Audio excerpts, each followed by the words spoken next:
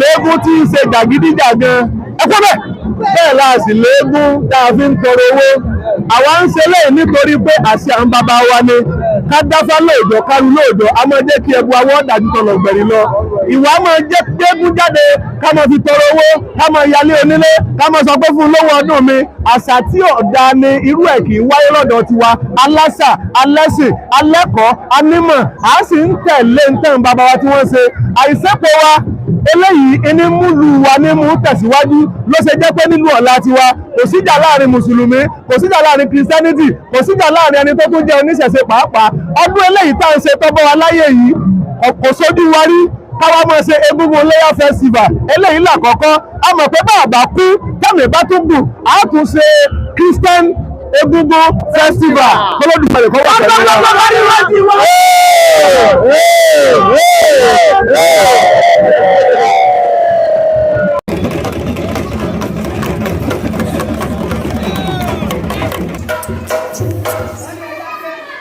gbogbo àgbáyé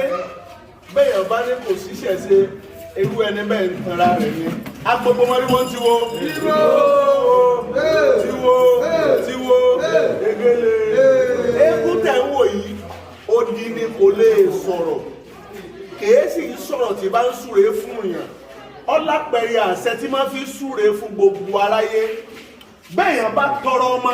lọ́dọ̀ rẹ̀ kóun fẹ́ bímọ irú ọmọ tírú ẹni bẹ́ẹ̀ ó bí odi ló tún jẹ́ ìṣẹ̀ṣẹ̀ bí àbí ìṣẹ̀ṣẹ̀ àwọn tó láyé oníjọba jẹ́ apáláyà ẹ̀sọ́ ọdún ni ẹ̀ tún ṣe tẹ̀mí ṣe ń gbọ́ ohun tí ń fọ ohun odi ni kábíyèsí bàbá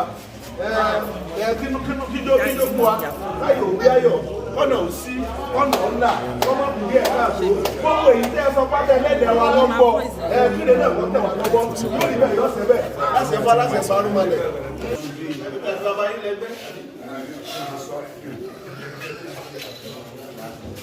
bẹ́ẹ̀ ni mo ti gbọ́ ẹ̀ ìjẹba dé òsì.